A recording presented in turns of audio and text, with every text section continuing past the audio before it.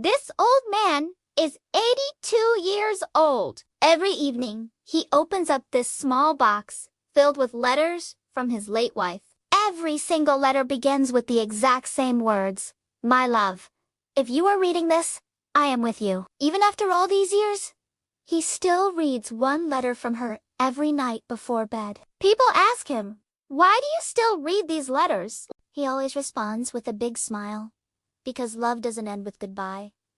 It continues in every word she left for me. This old man's name is Kareem, and he lives all by himself in a small house. He spends his days taking care of his garden and his chickens. And every evening when the sun goes down, he sits in his rocking chair and takes out a small wooden box. The box is filled with letters from his late wife, Sarah.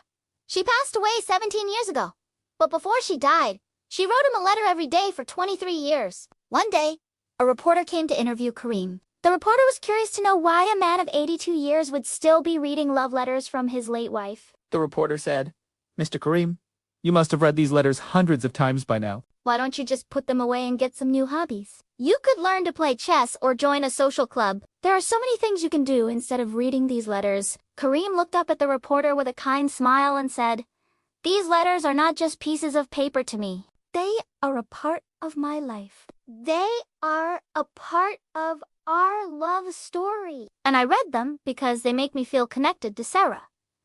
They remind me of the beautiful life we shared together. The reporter was deeply moved by Kareem's words. He realized that for Kareem, these letters were more than just words on a page. They were a way of keeping his wife's memory alive and a way of feeling connected to her even after all these years. The reporter stayed with Kareem for a few more hours and listened to him as he read the letters from his late wife. Each letter was filled with love, affection, and longing, and each one brought back a flood of memories for Kareem. As the evening drew to a close, the reporter got up to leave. Before he went, he said to Kareem, You know, sir, you are a very lucky man. Not everyone has the opportunity to spend their twilight years surrounded by the love of their late spouse. You must cherish these letters, sir, and the memories they hold dear. Kareem nodded, his eyes filled with tears. He knew that he was a lucky man. He had been blessed to have Sarah in his life, and he was grateful that she had left him these letters to keep his spirits up and his heart full of love in her absence. So every night,